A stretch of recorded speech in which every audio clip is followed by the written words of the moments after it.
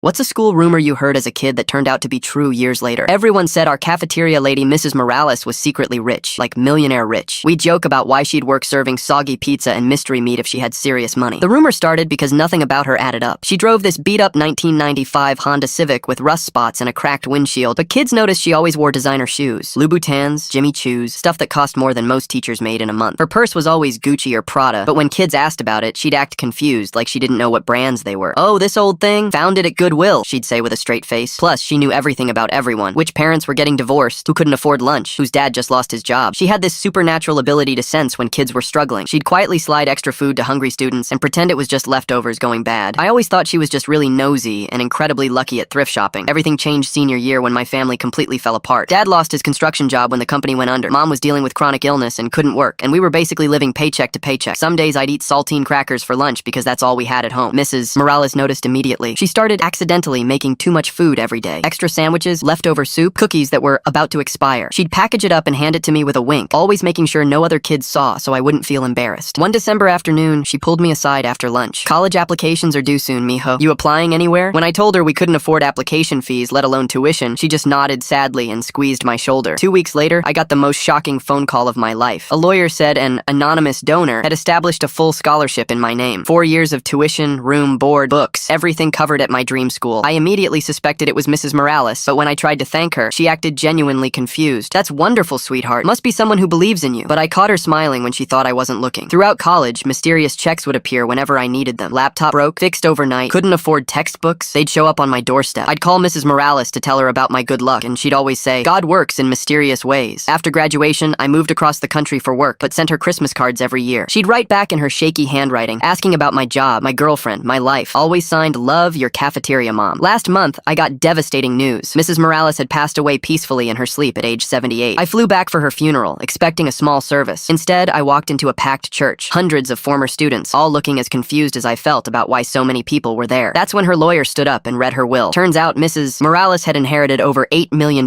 when her wealthy husband died 20 years earlier. She could have lived anywhere, done anything, but she chose to keep working in our school cafeteria because she genuinely loved taking care of kids. The lawyer then read a list of students she'd secretly put through college over the past 2 decades, 47 names total. Mine was the very first one on that list. Through tears, he explained that she'd been quietly paying for everything: tuition, living expenses, emergency funds, for dozens of kids whose families couldn't afford higher education. She made the lawyer promise to keep it secret until after she died because she never wanted gratitude or recognition. She just wanted to make sure no kid's dreams died because of money. I still have her last Christmas card. It says, "So proud of the man you've become. Love, your cafeteria mom." Now I know why her shoes were always so expensive. When you're secretly changing hundreds of lives, you might as well walk in style.